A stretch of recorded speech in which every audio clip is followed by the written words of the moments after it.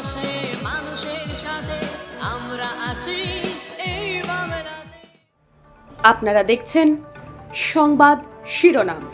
দেখলেন তো অনেক কিছু, এবার দেখুন নতুন কিছু। নমস্কার, আমি শ্রাচি, আপনারা দেখছেন সংবাদ শিরোনাম।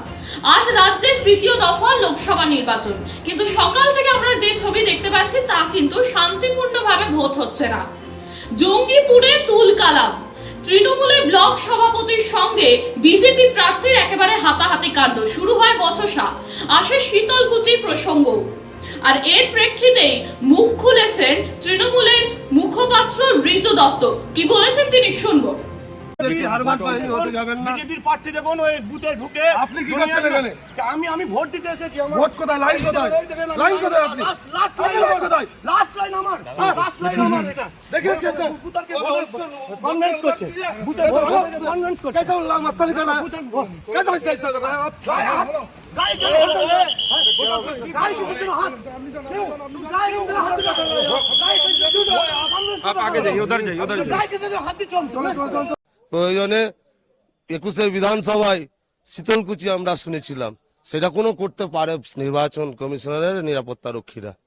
বিজেপির জঙ্গিপুরের প্রার্থী ধনঞ্জয় ঘোষ প্রথমে তিনি বুথের সামনে গেলেন।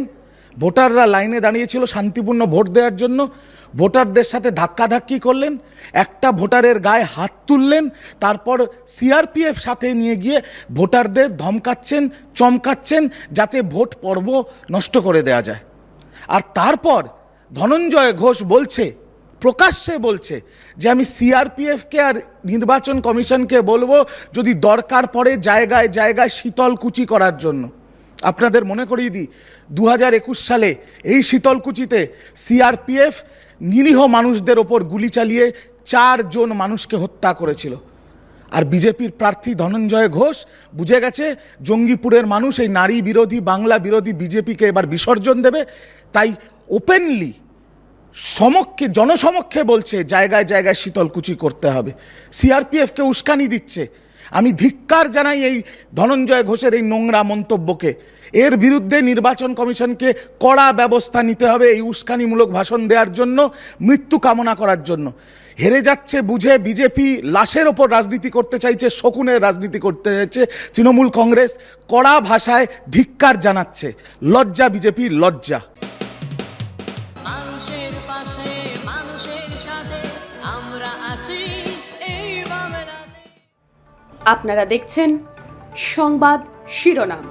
দেখলেন তো অনেক কিছু, এবার দেখুন নতুন কিছু।